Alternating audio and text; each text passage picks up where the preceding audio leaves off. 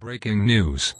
Please stand by for another C2C World News Now current event. Nobody should be fooled. This is it. Meanwhile, as promised, WikiLeaks has been publicly releasing daily batches of leaked emails from Hillary Clinton's campaign chairman. NRT has been quick to report on the leaks, leading to accusations from the West that WikiLeaks and Russia are somehow linked. RT's Miguel Francis Santiago has more on the story. This is how the latest chapter unfolded in the accusations that Russia's been meddling in the U.S. election campaign.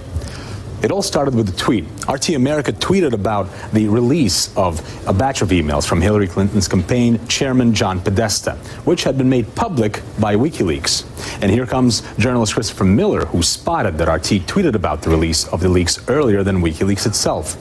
He was quick to jump to conclusions that this meant that RT knew about the published material earlier than it was released. That idea spread like wildfire. Clinton's camp was quick to pick it up. Its press secretary, Brian Fallon, claimed the tweet meant it was solid evidence that Russia has been interfering in the American presidential race.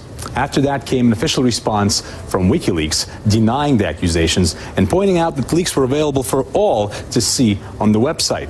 But the story continued to grow bigger. Next thing you know, CNN ran with a breaking news story about growing evidence that Russia was supplying WikiLeaks with hacked emails. The sources, well, unnamed.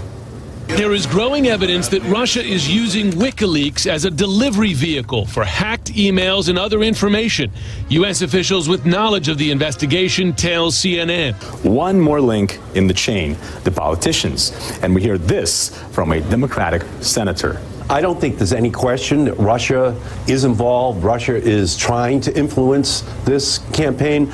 So here you go. In less than a day, one random tweet is enough to make the mass media and U.S. politicians 100% positive that Russia is again to blame.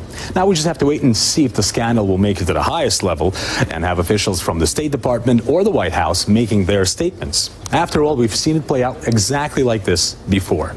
This summer, what started as a reference to an unnamed or anonymous source disclosing alleged Russian hacking of the Democratic campaign has ended with an official U.S. intelligence confirmation and a 3-paragraph report with lots of confidence but not a single shred of proof.